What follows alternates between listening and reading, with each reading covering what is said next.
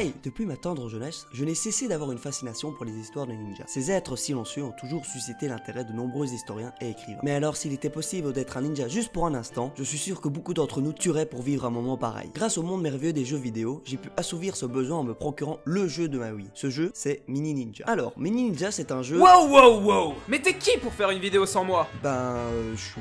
Ouais, hein, on ne la fait pas à moi. Mini Ninja, c'est un petit jeu vidéo développé par IO Interactive. Oui, le même derrière la saga Hitman, mais on en reparlera dans une prochaine vidéo. Eh, mais je te permets pas de dire les prochains coups de cœur. Toi, chut! Donc Mini Ninja sort le 9 octobre 2009, sur toutes les plateformes confondues, et waouh! Ce jeu est devenu tellement populaire qu'ils ont décidé de lancer une série animée sur Disney XD en 2016. Perso, je ne l'ai pas vu. Il faudra demander à l'autre moche, là, si présent. Mais putain... Mini Ninja se déroule dans un Japon féodal où une force maléfique a plongé le pays dans le chaos, en changeant les animaux en samouraïs pour assouvir sa puissance et agrandir petit à petit sa grande armée. Mais il reste encore de l'espoir, car 5 ninjas ayant chacun ses compétences propres sont prêts à affronter cette force maléfique. Hein, quoi?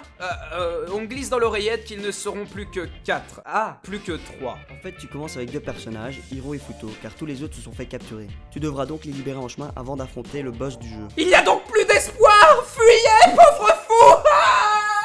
Oh putain, enfin débarrassé de cette sangsue. Mini Ninja n'est pas un jeu comme les autres, car il mélange la minauderie de son univers avec une panel variée d'approches des combats, qui sont toutes différentes des unes des autres. Devrais-je utiliser l'arc de Shun et tuer ces quelques samouraïs que je viens de repérer, afin de ne pas attirer les autres? Ou plutôt utiliser l'un des pouvoirs de Hiro pour semer la pagaille dans ses troupes? Et encore, là je n'ai proposé que 2 choix. En jeu, il y a 5 personnages, vous êtes alors constamment dans la réflexion de quel personnage prendre pour effectuer telle action. De plus, l'univers de ce jeu vous zappe en quelques secondes, grâce à des cinématiques à couper le souffle qui instaurent en quelques minutes les tenants et les aboutissants, ainsi que le background du jeu. Mais ce que j'apprécie surtout, ce sont les cinématiques dédiées à un personnage clé du jeu, car en à peine 2 minutes, ils arrivent à mélanger humour et une présentation en bonne uniforme du background, des caractéristiques et de la personnalité du perso, qui varie bien sûr selon le ninja. Mais ce n'est pas tout, car Mini Ninja propose aussi des traits de caractère aux différents ennemis du jeu. Par exemple, vous rencontrez une unité ennemie qui se compose de 4 mini samouraïs et d'un papa samouraï. Si vous décidez de tuer d'abord les mini samouraïs, vous avez de fortes chances que le papa s'enfuit en prenant peur de votre puissance. Et franchement, c'est peut-être un détail selon vous, mais en jeu, cela rajoute un plus au gameplay ainsi qu'à l'univers. Mais des fois, le jeu pousse le vice un peu trop loin, avec par exemple les parchemins de pouvoir, qui permettent d'obtenir un pouvoir spécifique à Hiro. Et ces parchemins sont foutrement bien cachés dans les différentes maps du jeu. Cela te donne une grosse paranoïa d'aller chercher partout afin d'être sûr de ne pas en avoir manqué un.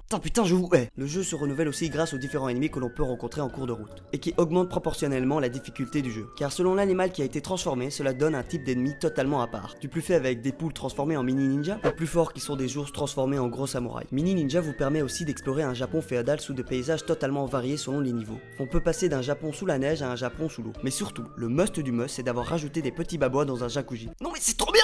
Mini Ninja est un jeu bourré de qualité, et mon temps de jeu se compte maintenant en jours. Alors n'hésitez pas à casser votre tirelire pour vous le procurer. Vous ne le regretterez pas, comme la chaîne de Sareo, qui a gentiment accepté de participer à cette vidéo. Sérieusement, allez vous abonner, c'est une putain de tuerie sa chaîne. Et sur ce, à moi les parchemins d'Hiro.